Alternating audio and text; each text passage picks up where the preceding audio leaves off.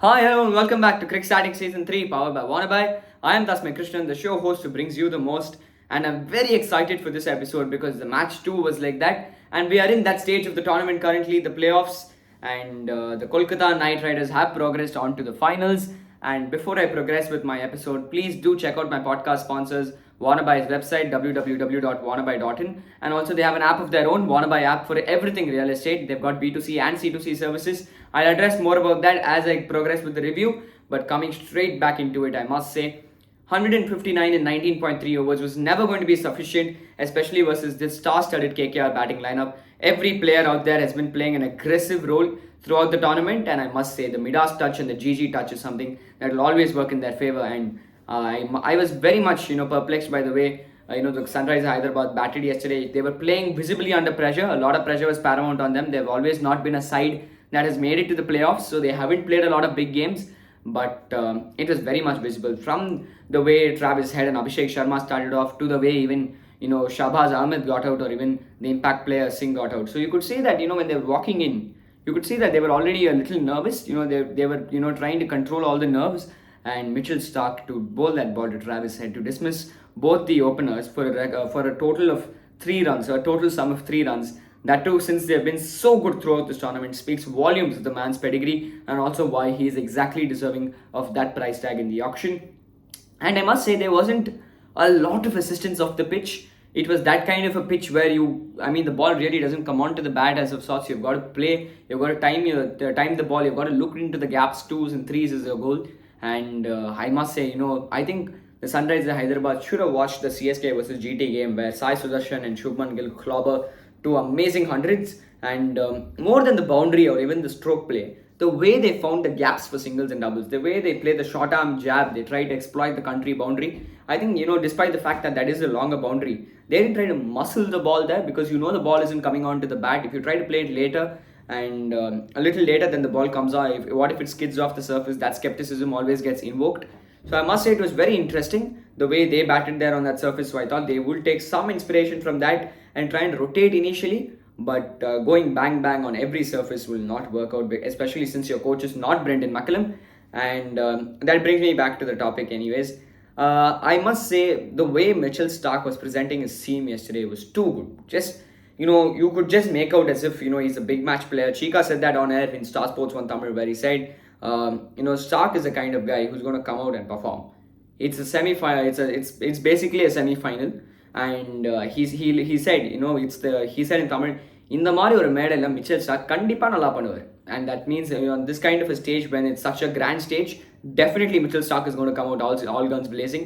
And I think I must say Shreyas Iyer's captaincy too was phenomenal. Sunil Narine was expensive, and I must say I like the intent that Abdul Samad showcased. First ball whooped him across over country for 6, and that is the kind of intent that you have to display against Sunil Narine. But he got the better of the next batter who came in, S. Singh. He bowled a beautiful ball that entailed him completely, came back inside, and that I have to talk about what went wrong for the Sunrisers Hyderabad. Was it their intent? Was it the fact that they were playing under pressure? I think it was nothing else but the intent that they showcased. They tried to be too aggressive on a surface where the ball wasn't coming onto the bat, and that's what worked exactly against them. Had they first decided to rotate initially, find their feet a little bit, the batsmen, then probably they could have gone on to make a better total from 159. It could have become a 190, and who knows, the game would have changed in a jiffy from there. But I did feel the openers were ultra aggressive, and Rahul Tripathi played a wonderful knock, and very, very unlucky on that run out. I must say that run out was probably the game-changing moment. Had Tripathi stayed there, you never know, another 30 runs could have come, another 40 runs, and we have seen matches where every team loses by 1 extra bowled. So 30 runs is a lucrative in any game. So I must say very, very, very, very clumsy running between the wickets, and that's the best way to describe it. And I think, yes, it was a non-striker's call, but returning back was Tripathi's call, and I didn't see that. I didn't see why he had to come back. So again, Rahul Tripathi played a beautiful knock, and this was the Rahul Tripathi that I wanted to see. In the earlier stages of the IPL and this season, he was just trying to slog sweep repeatedly, putting his foot down, trying to slog sweep. He's trying to play the sweep a little squarer, but I think now he's realized that the ramp has a little more. He's a very good player of the ramp shot. He's a very good player of the uppercut as well, and he used it to good advantage as well. And I must say, I think Rahul Tripathi is one of the most unluckiest cricketer of India. He's probably on par with Ambati Rayudu in that level, because I felt these two players are players who could have gone on to play much more for the country, and I say could have gone on to play much more. Tripathi, I'm not ruling out his comeback, but it does look highly unlikely given the fact that the batting potent and the batting competition in India has become much more. You have around 12 batting options. I'll name them in one of my future episodes, and it's going to be very hard for them.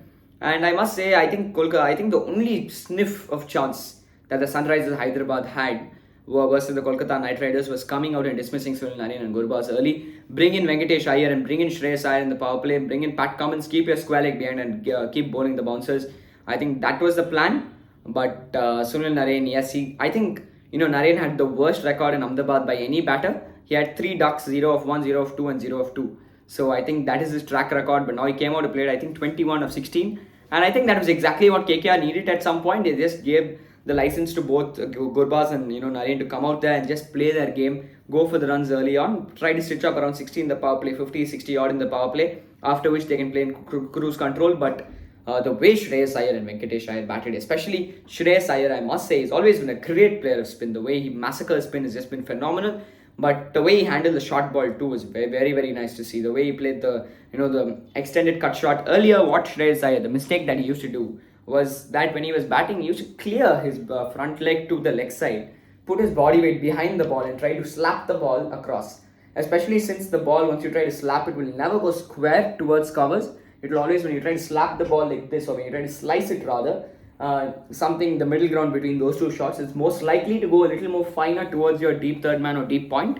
And the fielder was always stationed for that. Or more often than not, it would bounce over him because his body weight has fallen behind so much that he's not able to come forward, and then it would take an edge and go to the wicket keeper. So you could see the change that he has brought about in his game. His feet are a little more closely spaced now. Earlier it used to be a wide gap, so it used to be somewhat like this, and pulling the ball used to become very difficult because his bat used to be a little cramped as well for room. So, but this is the change that I've seen in Shreyas Iyer. For sure, this is a very, very noticeable change. In fact, let me know if you noticed it in my comment section. The way he was pulling the ball as well. He pulled it across for a boundary over.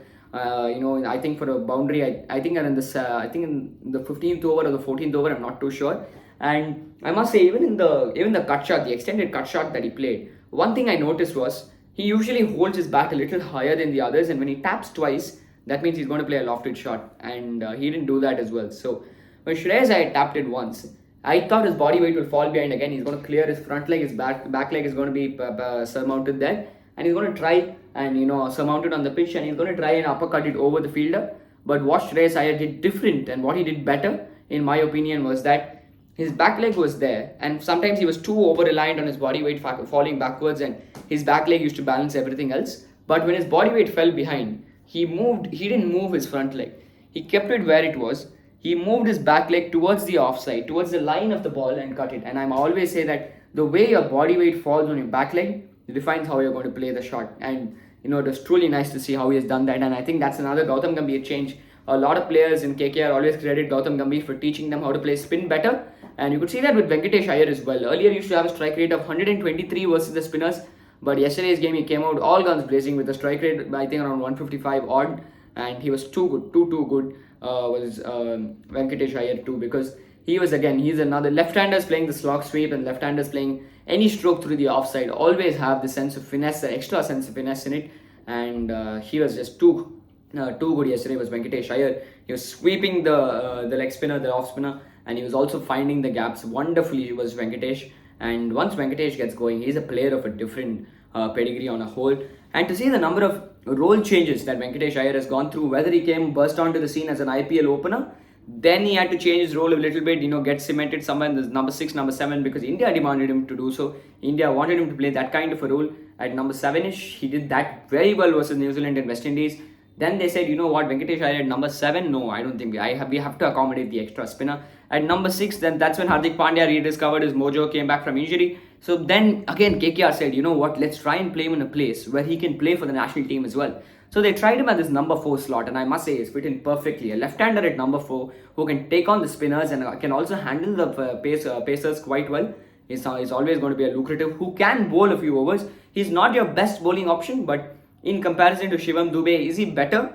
I definitely feel I think he's just about plus zero point 0.2 points better than Shivam Dube. Nothing else, but because he bowls more often, and also because he's got a ton of variations in his arsenal, which aren't visibly noticeable when he's bowling. Because you could see with Shivam Dube that when he's bowling a slower one, especially in the Afghanistan series, which got a lot of criticism for because he bowled I think at 85 or 90 kilometers. He stops and then does that. So it's visible. So the batsman, even if he stepped down, can take his time and then probably muscle the ball. Yes, the chances of it clearing the ropes is very minimal, but if it's a ground like the Chinnaswamy, definitely it can. It can go, and Chinnaswamy does rekindle a few memories. But anyways, yeah. So coming back, yeah, I'm very happy with the way the Kolkata Knight Riders have performed, and a shout out to yet another time to this bowler who I've been talking about in every episode, who was extremely unlucky to miss out on the T20 World Cup berth, has to be T. Natarajan. Yet again, 3 overs, 22 for 1, bowled wonderfully to T. Nattu, and he was unlucky on various occasions. And I must say the Kkr fielding had looked very good yesterday. However, the Sunrisers Hyderabad, the fielding was very, very subpar. And again, I think it was pressure, whether it was Travis Head, whether it was Henrik Claessen's catch, and very sloppy, and Rahul Tripathi running into him. I think all of that was very sloppy from their end. Had they got those minimal errors corrected, then probably it would have been a better chance for them. Varun Chakravarti is having the dream IPL of his life, the one that exactly got him to reburst onto the scene for India. And I must say, this is exactly what he needs, because I've always rated him very highly. He's got this element of mystery that no other spinner in India has. And of course, Ravichandran Ashwin. But nowadays, because of how often he's bowling on a regular basis in all formats, it becomes quite easy to predict. But Varun Chakravarti has got this element of mystery. He's getting the ball to turn out on a few occasions. A few of them come inside. So I really want to see what he brings onto the table next IPL as well. I want to see his domestic track record, how it goes throughout this year. Because only if he has a good domestic season, I think that will be a good yardstick for the selectors to pick him as well. Because for players like Varun Chakravarti, he's got to have a good IPL, he's got to have a good domestic season, he's got to back it up with another good IPL to be able to make it to the Indian squad. And he has to go through exactly what he has to do, what I stated. And he's now, I think, the third highest in the purple cap list, and the men in purple too have gone to make it on to the finals. I'm really happy for the Kolkata Knight Riders. They, I think, are the most deserving team to go on to make it, because they've been playing ruthless and fashionable cricket ever since Gautam Gambhir has taken over as the mentor of this franchise. And I like how the aggression has translated onto on-field victories. You can see the way Shreyas Iyer is leading the side. Yes, he's been a tad silent throughout the IPL this time, but on the field, I think his changes have been nice. The way he's handling the team has been very nice, but Gautam Gambhir's touch is definitely there. I remember in the preseason camp, he said, "I want to win. I want to be there on May 26th," and that's exactly what he has done. They are into the finals now, and I remember watching this interview of Ravichandran Ashwin and Gautam Gambhir that had recently released last night, and he said, "People are not here to see me smile. They are here to see me win." And he said, unfortunately, another part, I think a negative of mine is that he's obsessed with winning. And I love that attitude. And that's exactly what is translated onto KKR's success. He has lifted that dressing room's morale completely. He has told all of them, when you have a strict disciplinarian coach in Chandu Pandit, to come out there and say, you know what, you can do whatever you want. You want to train for you. I think that is the only contrast between the Chennai Super Kings and the Kolkata Knight Riders. Chennai's environment is very chill, like the Kolkata's environment, very, very chill. But under Chandu Pandit, I don't know how chill it is, but in Chennai, they say that, every session is an optional training session. You want to come, make it, no issues. If you don't want to come, absolutely no issues. You can stay there, you can stay in your hotel room, you can make it to the next practice session. In Kolkata, it is train every day, get better every day, and make sure that you are ready to play in the 11 at any given time. And that is the kind of communication, that's the kind of training that they've been given. And that's exactly why, on different occasions, many of their players have stepped up. And Gautam Gambhir, in fact, made a very, very key line. And that is that's something that I look to implement as a captain as well. He said that it's not about these team dinners or these team bonding sessions that will go on to win you championships or go on to win you matches. It's you appreciating those minute contributions that will go on to make a change in the dressing room, will go on to make an impact on the field. And I must say, whether he gave the instance of Debabrata Das playing that 4-ball 12 or 5-ball 12 that propelled their chances when GG scored 80 versus the Chennai Super Kings, I think 2014, or whether it was even any innings, Manvinder Bisla or any player of the Kolkata Knight Riders. He said it's about acknowledging those small performances. That is what will get those guys into the mix, and that shows how well he's handling not only the domestic players but also the international players, because you can definitely see a form rejuvenation for Andre Russell and Sunil Narine, who are, in my opinion, definite releases for next year's auction. the previous year, that is in 2023, after how dismal their IPL was. But they've come back in some great fashion, and that's exactly why, in my opinion, they'll be retained. And whatever happens in the finals is based on luck, on chance, and on whoever is a better side on that day. But I think KKR will be very satisfied with the way their IPL has gone about. And now, who will make it on to the finals along with KKR? Just for the sake of it being Kolkata Knight Riders, I'd like for the Royal Challengers Bangalore to make it. But I personally feel there's a good chance for the Rajasthan Royals. But given the fact that their last 4 results haven't gone in their way or the way that they'd like it to have gone, there's a very, very good chance that the Royal Challengers Bangalore come out on top today and take on the Sunrisers Hyderabad, and Virat Kohli and Faf du Plessis can steer this team onto the finals. And in all honesty, they deserve the silverware at least once, man. They've gone through all the hard yards, so I must say that it'll be nice for them if they can win. And I think I touched upon the facets and the aspects of this game that enthralled me a lot. And if you feel I missed out on something, anyone's contributions, or even if it's criticism, you can always let me know in my comment section. I'm open to anything and everything. So once again, thank you so much for tuning in to this episode of Cricstatic, powered by Wannabe, the world's first exclusive 360 degrees buyers only requirement listing portal. Once again, thank you so much for tuning in. Please do visit that scintillating platform. Thank you once again. Signing off, this is Tasmay Krishnan.